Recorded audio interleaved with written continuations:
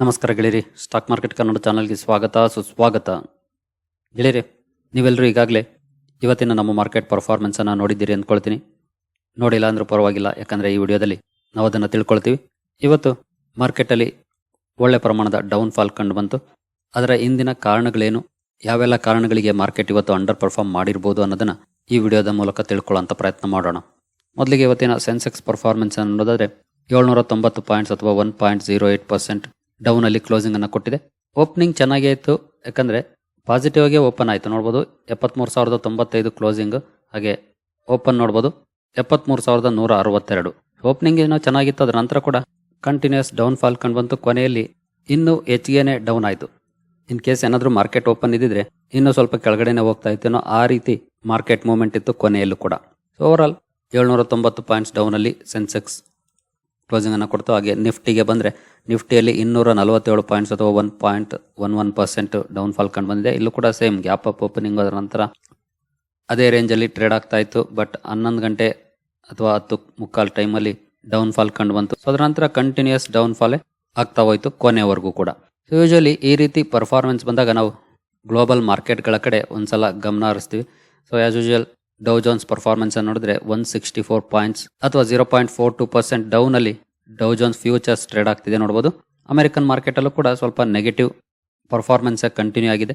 ಇದು ಡೌ Jones futures, ಯಾಕಂದ್ರೆ American market open ಆಗೋದು ರಾತ್ರಿ. ಇದು ಫ್ಯೂಚರ್ಸ್ ಅಂತೂ ಈಗಲೂ ಕೂಡ ಟ್ರೇಡ್ ಆಗ್ತಾ ಇದೆ.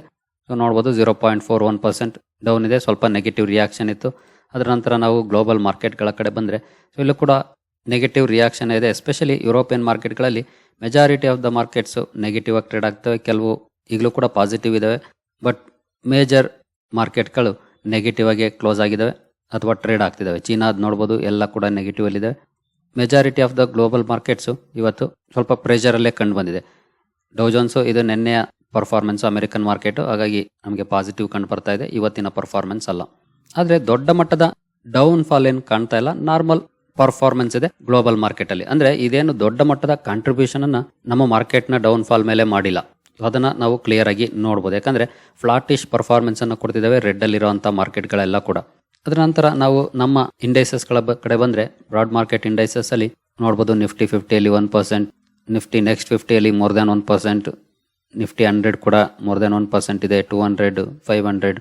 ಇವತ್ತು ಸ್ವಲ್ಪ ಜಾಸ್ತಿ ಪ್ರಮಾಣದ ಡೌನ್ಫಾಲ್ ಕಂಡು ಬಂದಿರೋದು ಅಂತಂದರೆ ಮಿಡ್ ಕ್ಯಾಪಲ್ಲಿ ನೋಡ್ಬೋದು 2.25%, ಹಾಗೆ ಸ್ಮಾಲ್ ಕ್ಯಾಪ್ 100ಅಲ್ಲಿ ನೋಡ್ಬೋದು 1.87, ಮಿಡ್ ಕ್ಯಾಪ್ 100 1.94, ಸ್ಮಾಲ್ ಕ್ಯಾಪ್ 50 ನೋಡ್ಬೋದು 2%ಗಿಂತ ಜಾಸ್ತಿ, ಹಾಗೆ ಮಿಡ್ ಕ್ಯಾಪ್ ಸೆಲೆಕ್ಟ್ 2.31%, ಮೈಕ್ರೋ ಕ್ಯಾಪಲ್ಲಿ 2.3%. ಅಂದರೆ ಸ್ಮಾಲ್ ಕ್ಯಾಪ್ ಮಿಡ್ ಕ್ಯಾಪಲ್ಲಿ ಇವತ್ತು ಜಾಸ್ತಿ ಪ್ರಮಾಣದ ಡೌನ್ಫಾಲ್ ಕಂಡು ಬಂದಿದೆ. ಅದನ್ನು ನಾವಿಲ್ಲಿ ಕ್ಲಿಯರ್ ಆಗಿ ನೋಡ್ಬೋದು.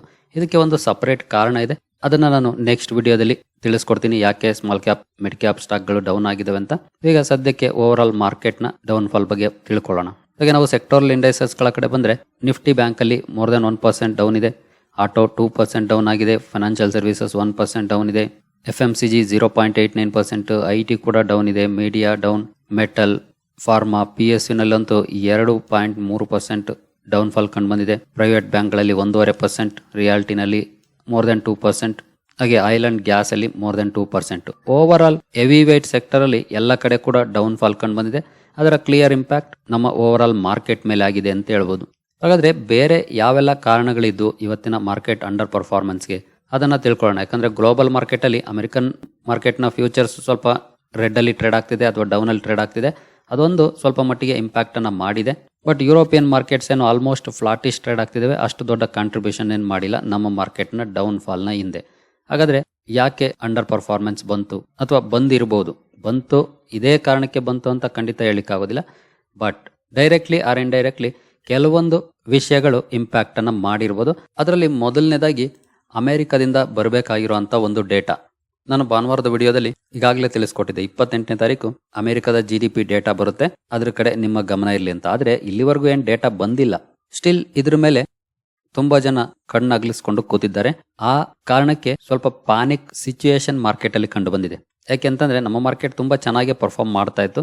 ಚೆನ್ನಾಗಿ ಪರ್ಫಾರ್ಮ್ ಮಾಡಿದ್ಮೇಲೆ ಟಾಪ್ ಅಲ್ಲಿ ಇದ್ದಾಗ ಯಾವ್ದಾದ್ರು ಇಂಪಾರ್ಟೆಂಟ್ ಡೇಟಾಗಳು ಬರುವಂತ ಸಮಯದಲ್ಲಿ ಹೆವಿ ಪ್ರಾಫಿಟ್ ಬುಕಿಂಗ್ ಗಳು ಕಂಡು ಬರುತ್ತೆ. ಯಾಕೆಂತಂದ್ರೆ ಡೇಟಾದಲ್ಲಿ ಸ್ವಲ್ಪ ಏರುಪೇರಾದ್ರೆ ಮಾರ್ಕೆಟ್ ಜಾಸ್ತಿ ಡೌನ್ ಆಗ್ಬೋದು ಅನ್ನುವಂಥ ಎಕ್ಸ್ಪೆಕ್ಟೇಷನ್ ಮೇಲೆ ತುಂಬ ಜನ ಡೇಟಾ ರಿಲೀಸ್ ಆಗೋದಕ್ಕೆ ಮುಂಚೆ ಪ್ರಾಫಿಟ್ ಬುಕ್ ಮಾಡಿ ಎಕ್ಸಿಟ್ ಆಗ್ತಾರೆ. ಸೊ ಅದೇ ರೀತಿಯ ರಿಯಾಕ್ಷನ್ ಇವತ್ತು ಕಂಡು ಬಂದಿರಬಹುದು ಅನ್ನುವಂಥ ಒಪಿನಿಯನ್ಸ್ ಇದೆ. ಇದು ನಾನು ಹೇಳ್ತಿರೋದಲ್ಲ, ಸಾಕಷ್ಟು ಜನ ಎಕ್ಸ್ಪರ್ಟ್ಸ್ ಹೇಳ್ತಾ ಇರೋವಂಥದ್ದು. ಎಸ್ಟಿಮೇಷನ್ಸ್ ಅಂತೂ 3.3% ಬರ್ಬೋದು ಅನ್ನೋಂಥ ಫೋರ್ಕಾಸ್ಟ್ ಅನ್ನ ಕೊಟ್ಟಿದ್ದಾರೆ ಅನಲಿಸ್ಟ್ಸ್. ಇದು ಅರೌಂಡ್ 7 ಗಂಟೆ 8 ಗಂಟೆ ಸಮಯಕ್ಕೆ ಬರುತ್ತೆ, ಡೇಟಾ ಗೊತ್ತಾಗುತ್ತೆ ಆಗ ಯಾವ ಪ್ರಮಾಣದಲ್ಲಿ ಬಂದಿದೆ ಅಂತ. ಆದ್ರೆ ಆಸ್ ಆಫ್ ನಾವು ಇದೇ ಕಾರಣವನ್ನ ಇಟ್ಕೊಂಡು ಇಲ್ಲೇನಾದ್ರೂ ವೇರಿಯೇಷನ್ ಆಗ್ಬೋದಾ ಅಂತ ತುಂಬಾ ಜನ ಪ್ರಾಫಿಟ್ ಬುಕ್ ಮಾಡಿರುವಂತಹ ಸಾಧ್ಯತೆ ಇದೆ. ಅದು ಒಂದು ಕಾರಣ ಆಗಿರುತ್ತೆ ಮಾರ್ಕೆಟ್ನ ಇವತ್ತಿನ ಅಂಡರ್ ಪರ್ಫಾರ್ಮೆನ್ಸ್ಗೆ. ಅದರ ನಂತರ ಬರೋದಾದ್ರೆ ಫೆಡರಲ್ ರಿಸರ್ವ್ ರೇಟ್ ಕಟ್ಸ್ ಬಗ್ಗೆ ನಾನು ಯಾವಾಗ್ಲೂ ಹೇಳ್ತಾ ಇದ್ದೆ, 4-5 ಸಲ ರಿಪೀಟ್ ಮಾಡಿದ್ದೀನಿ ಇದನ್ನ. ಏನಂತಂದ್ರೆ ಜೂನ್ ಅಲ್ಲಿ ನಾವು ರೇಟ್ ಕಟ್ಸ್ ಅನ್ನ ಎಕ್ಸ್ಪೆಕ್ಟ್ ಮಾಡ್ಬೋದು ಅಂತ. ಈಗ ಬರ್ತಿರೋಂತ ಕೆಲವೊಂದು ಡೇಟಾ ಮೇಲೆ ನೋಡಿದಾಗ ಸಾಕಷ್ಟು ಅನಲಿಸ್ಟ್ಸ್ ರೇಟ್ ಕಟ್ಸ್ ನ ಪರ್ಸೆಂಟೇಜ್ ಅನ್ನ ಕ್ಯಾಲ್ಕುಲೇಟ್ ಮಾಡ್ತಿದ್ದಾರೆ. ಅದರಲ್ಲಿ ಜೂನ್ ಅಲ್ಲಿ ರೇಟ್ ಕಟ್ಸ್ ಆಗುವಂತ ಪಾಸಿಬಿಲಿಟಿ 59% ಅಂತ ಹೇಳ್ತಾರೆ, ಇನ್ನು 41% ಡೌಟ್ ಅಂತ. ಸೊ ಈ ರೇಟ್ ಕಟ್ಸ್ ನ ಮೇಲೆ ಬರುವಂತ ಕರಿನೆರಳು ಕೂಡ ಮಾರ್ಕೆಟ್ ನ ಅಂಡರ್ ಪರ್ಫಾರ್ಮೆನ್ಸ್ ಗೆ ಕಾರಣ ಆಗುತ್ತೆ. ಈ ಹಿಂದೆ ಸಾಕಷ್ಟು ಸಲ ನೋಡಿದ್ವಿ. ಈಗ ಕಟ್ ಆಗುತ್ತಾ ಇಲ್ವಾ ಅನ್ನೋದ್ರಲ್ಲಿ ಪರ್ಸೆಂಟೇಜ್ ಟರ್ಮ್ಸ್ ಅಲ್ಲಿ ಹೇಳೋದಾದ್ರೆ 59% ರೇಟ್ ಕಟ್ ಜೂನ್ ಅಲ್ಲಿ ಆಗ್ಬೋದು ಅಂತ ಹೇಳ್ತಿದ್ದಾರೆ, ಇನ್ನು 41% ಇಲ್ಲ ಅಂತ ಹೇಳ್ತಿದ್ದಾರೆ. ಸೊ ಈ ರೀತಿ ಎಕ್ಸ್ಪೆಕ್ಟೇಷನ್ಸ್ ಕೂಡ ಇದೆ. ಹಾಗೆ ಅಮೆರಿಕದ ಇನ್ಫ್ಲೇಷನ್ ಡೇಟಾ ಕೂಡ ಎಸ್ಟಿಮೇಷನ್ಸ್ ಗಿಂತೂ ಜಾಸ್ತಿನೇ ಬಂತು. 2.9 ಎಸ್ಟಿಮೇಷನ್ಸ್ ಇತ್ತು, ಆದ್ರೆ ಬಂದಿದ್ದು 3.1. ಹಾಗಾಗಿ ಮತ್ತೆ ಇನ್ನೂ ಸ್ವಲ್ಪ ದಿನ ಲೇಟ್ ಆಗ್ಬೋದೇನೋ ಅನ್ನೋಂತ ಒಪಿನಿಯನ್ಸ್ ಸಾಕಷ್ಟು ಜನರಿಂದ ಬರ್ತಾ ಇದೆ. ಅದು ಕೂಡ ಒಂದಲ್ಲ ಒಂದು ರೀತಿಯಲ್ಲಿ ಇವತ್ತು ಮಾರ್ಕೆಟ್ ಮೇಲೆ ಇಂಪ್ಯಾಕ್ಟ್ ಮಾಡಿರ್ಬೋದು ಅಂತ ಹೇಳ್ತಾ ಇದೆ. ಯಾಕಂದ್ರೆ PCE ಡೇಟಾ ರಿಲೀಸ್ ಆಗೋದಿದೆ ಇವತ್ತು ಅಮೆರಿಕದ್ದು, ಅಂದ್ರೆ ಪರ್ಸನಲ್ ಕನ್ಸಂಪ್ಷನ್ ಎಸ್ಟಿಮೇಷನ್ಸ್. ಸೊ ಅದು ಕೂಡ ಮಾರ್ಕೆಟ್ ದಿಕ್ಕನ್ನ ತೋರಿಸುವಂತ ಸಾಧ್ಯತೆ ಇದೆ.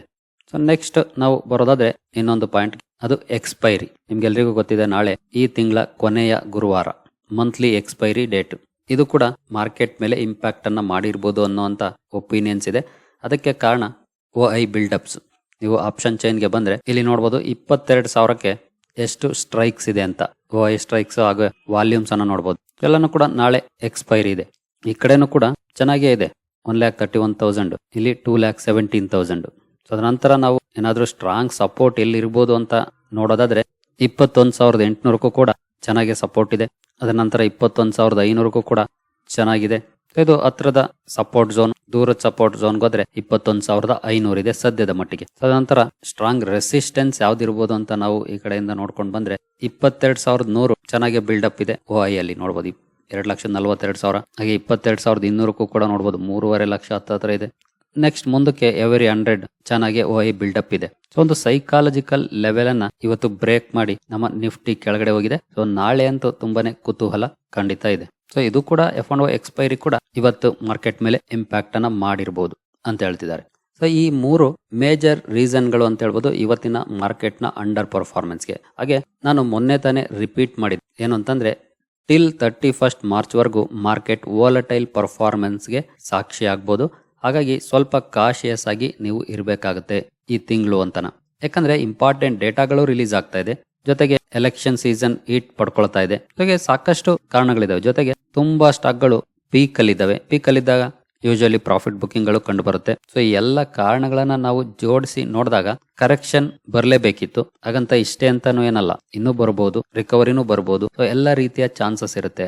ಆದ್ರೆ ಅದರ ನಂತರ ಅಷ್ಟೇ ಸ್ಟ್ರಾಂಗ್ ಆಗಿ ಬೌನ್ಸ್ ಬ್ಯಾಕ್ ಕೂಡ ಮಾಡುತ್ತೆ ಮಾರ್ಕೆಟ್.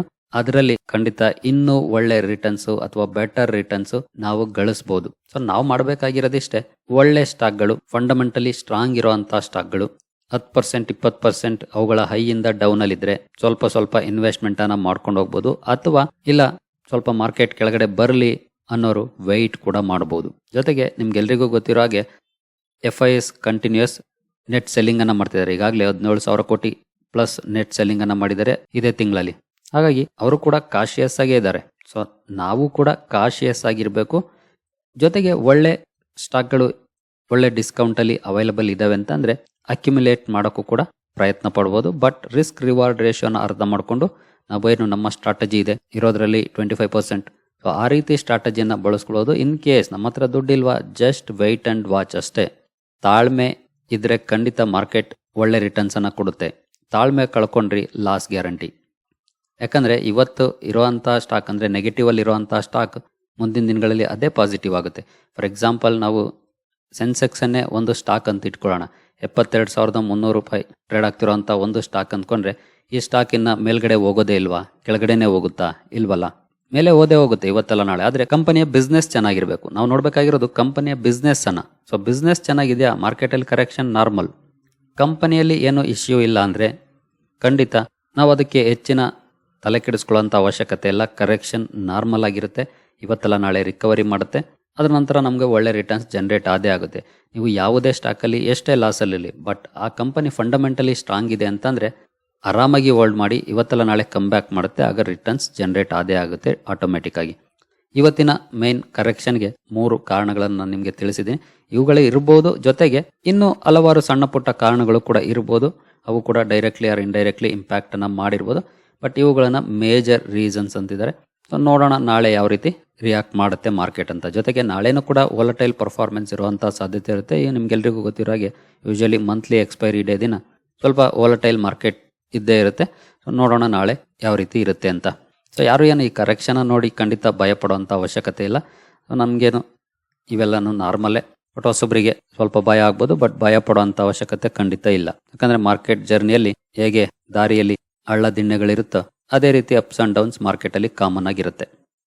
ಸರಿ ಗೆಳೆಯರಿ, ಈ ವಿಡಿಯೋ ನಿಮಗೆ ಇಷ್ಟ ಆಗಿದೆ ಅಂದ್ಕೊಳ್ತೀನಿ. ಮುಂದಿನ ವಿಡಿಯೋದಲ್ಲಿ ಸಿಗೋಣ. ಅಲ್ಲಿವರೆಗೂ ಜೈ ಹಿಂದ್, ಜೈ ಕರ್ನಾಟಕ.